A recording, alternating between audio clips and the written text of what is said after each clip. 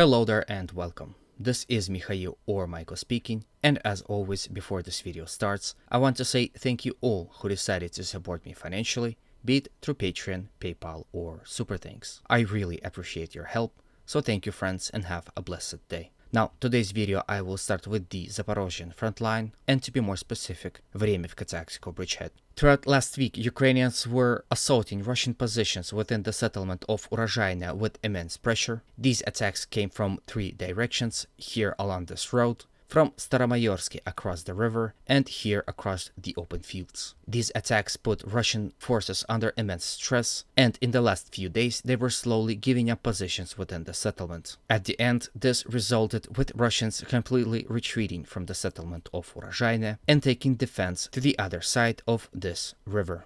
At this point in time, most of the settlement is under Ukrainian control, however, some portions of it is still within the gray zone.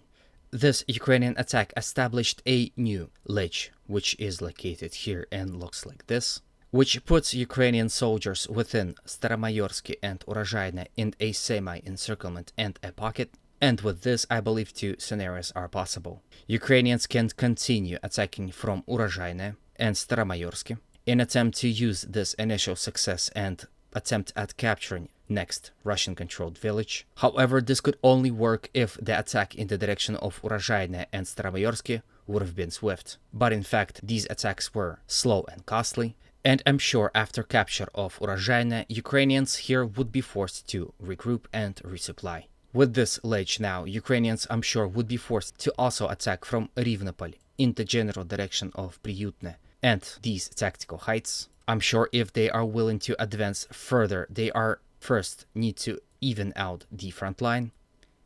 In the case if they won't be able to do so, their troops within this ledge could find themselves in deep trouble.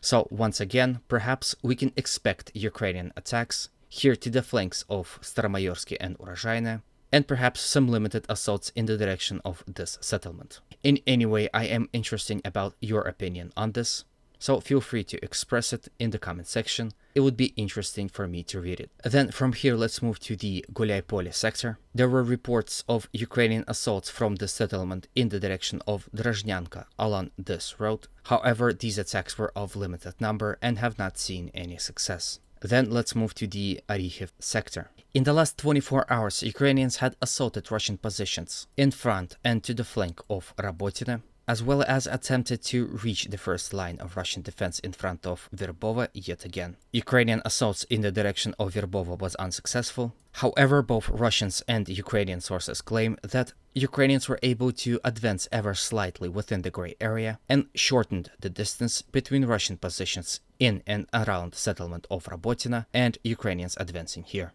From Zaporozhye, let's move to Bakhmut and discuss the situation to its flanks. Yesterday, Russians launched a highly successful counterattack, which resulted with Russians advancing and capturing some of the recently lost portions of the Klishchiivka settlement. Here you can see on the video Russians are advancing with 3 armored pieces.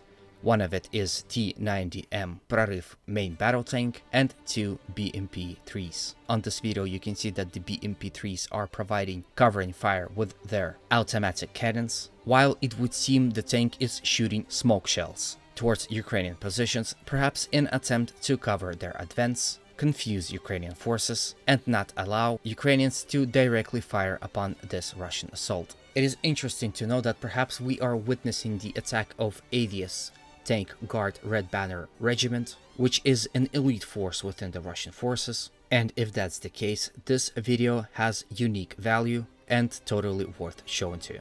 This Russian counterattack in a way proves my point that I've stated in my last video. Ukrainians do not have an upper hand here, and both Russians and Ukrainians are battling out for the control of initiative.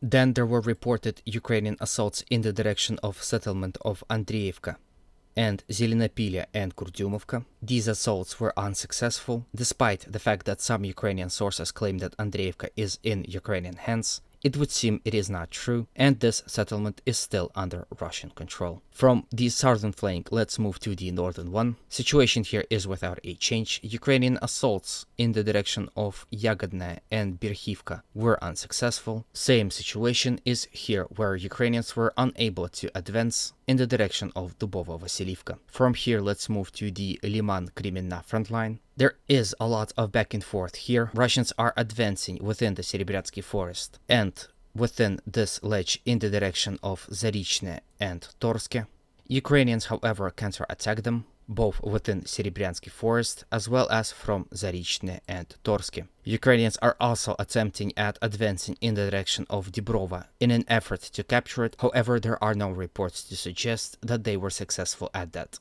As these actions are happening, both Russians and Ukrainians are tangled with artillery duels and counter-battery activities. And from here, let's move to the Kupiansk front line. In the last 24 hours, Russians continued their advance in the direction of Kupiansk, from Vilshana and Pershatravny, in the direction of Petropavlivka and this road right here.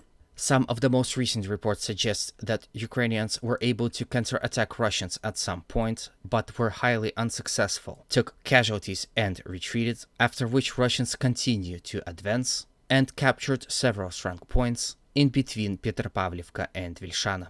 If this report is to be true, then we will sure see it reflect in the next update. The fact that Ukrainians had started counterattacking Russians here in this sector could be a signal that they have dug in and are now feeling safe enough to be on the offensive. But despite all that, Russian forces still have initiative here on this front and continue to advance. With this, I end today's video. I hope it was to your liking. If it was, please consider supporting it with a like, comment, and of course, if you haven't subscribed, a subscription. These actions, as you know, help promote this video to a wider audience, thus spreads the message. Thank you, friends, in advance. As always, humanity calls me to condemn all violence against human beings. Have a good day, and always remember, Russia will be free and great.